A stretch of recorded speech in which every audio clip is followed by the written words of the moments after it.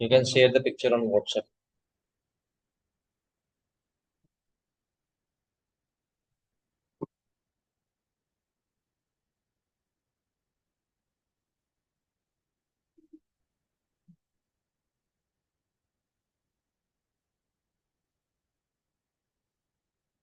Is that visible, right? Yes or no?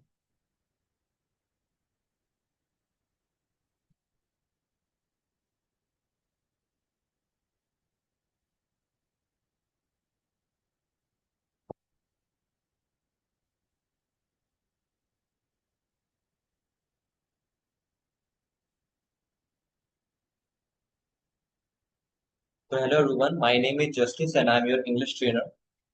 Today we are revising the stuff, whatever we have covered in this sessions. This will be a assessment based session where you'll be answering these questions and some of the new things which you will be unable to capture that I'll be making you understand. So firstly, you may attempt to answer these sentences in English. So my voice is not clear. Wait a moment.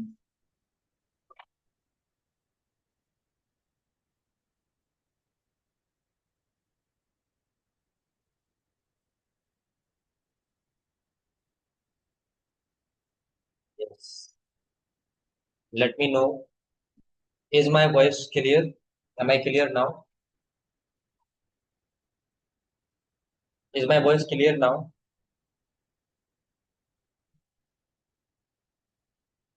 Yes. Okay. So these are the simple statements, sentences that you need to translate. You can directly write the answer on your notebook. You can share it. Okay. वह रोज सुबह 6 बजे उठता है. मैं कल बाजार गया था. वे लोग क्रिकेट खेल रहे हैं. उसने पत्र लिखा होगा.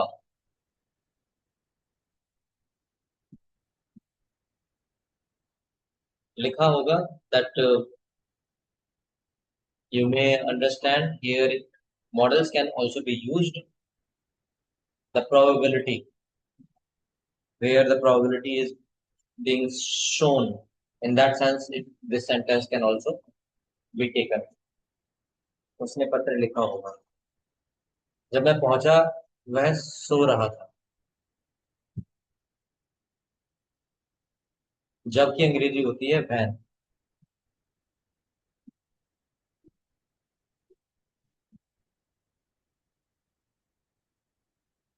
Either you can write it on your notebook or you can type all the responses and you can share.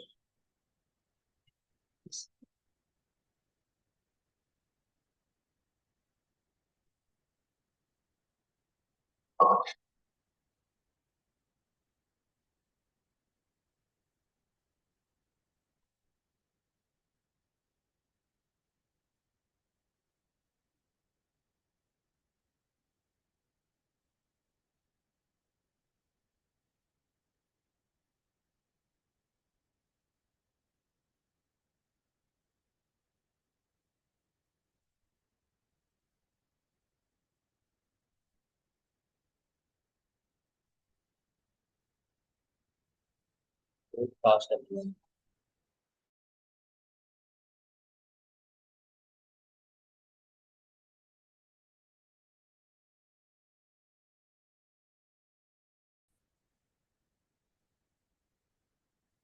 ये आपका मिस हो गया रिकॉर्डिंग में, तो हम एक बार इसका रिवाइज कर लेते हैं, तब तक आप आंसर कीजिएगा उसमें.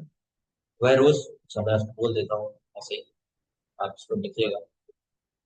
पहला सेंटेंस उसमें था, वह रोज सुबह 6 बजे उठता है. तो he wakes up at 6 o'clock every morning कर सकते थे, या he wakes up at 6 a.m. Every morning, या फिर डेली इन द मॉर्निंग, या फिर at 6 a.m. In the morning daily, ऐसे भी कर सकते थे. ठीक है. दूसरा था, मैं कल बाजार गया था. तो I went to market yesterday हो जाएगा. वे लोग क्रिकेट खेल रहे हैं, इसका हो जाएगा दे आर प्लेइंग क्रिकेट. चौथा था, उसने पत्र लिखा होगा, तो उसका हो जाएगा he may have return a letter, या फिर दूसरा हमने बताया था फ्यूचर में अगर ले जाएंगे तो he will have return a letter, ये हो सकता है। दो पॉसिबल केस बताए थे। पांचवा, जब मैं पहुंचा वह सो रहा था, तो यहाँ पे होगा व्हेन आई रीच्ड या अराइव्ड ही वाज स्लीपिंग।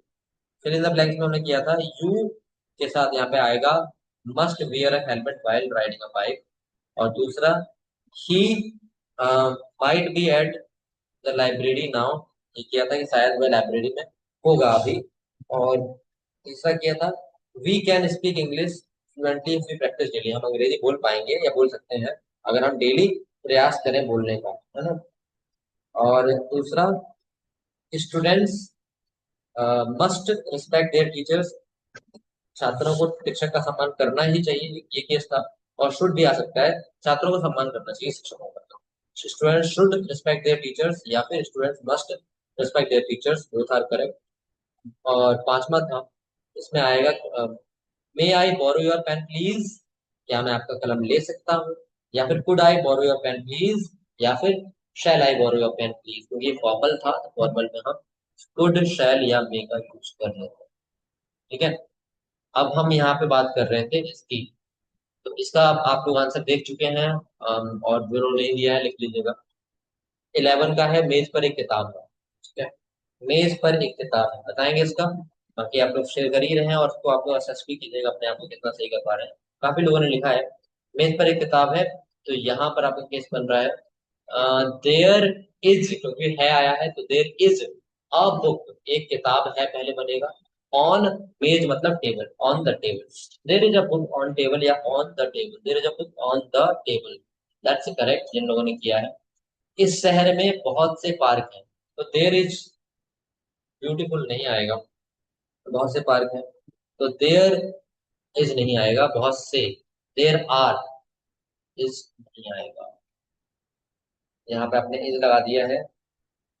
यहाँ पर बहुत से पार्क है मतलब प्लूरल हो गया, तो देयर आर आना चाहिए, बहुत से की इंग्लिश होती है मैनी। किसी ने किया है मैनी वाला, यस किया है श्रद्धा जी ने, क्या है there are so many parks in this city, हाँ सो मैनी भी बोल सकते हैं और मैनी भी बोल सकते हैं। There are so many parks in in this city, in this इस शहर की बात हो रही है ना, इस शहर के लिए दिस आएगा, this. There are many parks या so many parks in this city. ठीक है। और यहाँ कोई समस्या नहीं थी, तो था थी थे, ये वाज वर वाला केस यानी समस्या एक है, तो there was no problem here, there was not issue, not issue और उसके बाद हियर लगाना था आपको। इशू भी कर सकते हैं प्रॉब्लम की जगह पर, there was no problem here, हाँ ये कर सकते हैं। Correct, there was no problem here. Okay, ये आप कर सकते हैं। कोई समस्या नहीं थी, कोई नहीं के अर्थ में नो का आप यूज कर सकते हैं। एक बात याद रखेंगे, जैसे नॉट भी लगा सकते हैं, पर कोई मतलब कहते हैं मेरे पास कोई भी कलम नहीं है, तो आई हैव नो पेन, है ना, ये आप कोई नहीं है कलम, तो उस वाले सेंस में नो का यूज किया जा सकता है। नो का अर्थ होता है कोई नहीं और नहीं भी होता। ठीक है।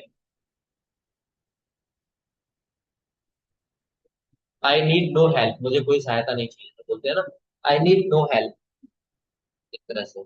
या आई डोंट नीड हेल्प भी बोल सकते हैं, पर आई नीड नो हेल्प भी बोल सकते हैं। ठीक है? तो there was no problem here, that's correct, या फिर there was not a problem here या नॉट एन इशू हियर, ये आप कर सकते हैं। ठीक है। फर्स्ट प्रायोरिटी दे दी हमने, चलो इसकी there was no problem here क्योंकि कोई नहीं वाला केस था, तो there was no problem here is 100% correct. ठीक है। देयर वाज होगा पूनम की, इस बात को याद रखेंगे, आपने गेस किया है तो उसको आप देख लेंगे उस हिसाब से अपनी, आपको असेस कर लेंगे, गलत नहीं कंसिडर करेंगे आप। आगे सेक्शन डी में ये करना है आपको, जल्दी से करेंगे आप। तो आपके हैं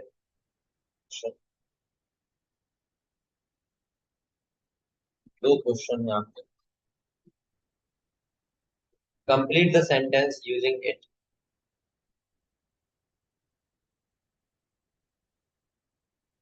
इट आएगा इट्स आएगा, तो बहुत सिंपल है।